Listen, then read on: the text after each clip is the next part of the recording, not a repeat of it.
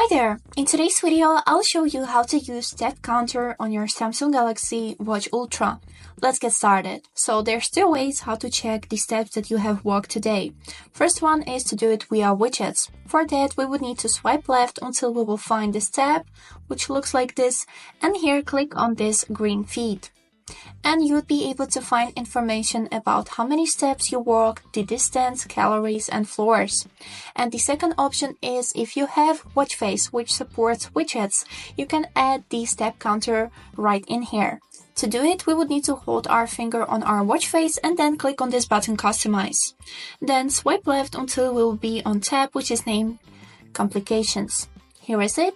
Choose one of the complications that you would like to add the step counter to, for example this one, and then we would need to find on this list widget which is named Steps. Click on it, and after this click on the home button to save the changes. And this is it. Now you can see the steps that you have walked on your watch face. I hope this video was helpful for you, and thank you so much for watching.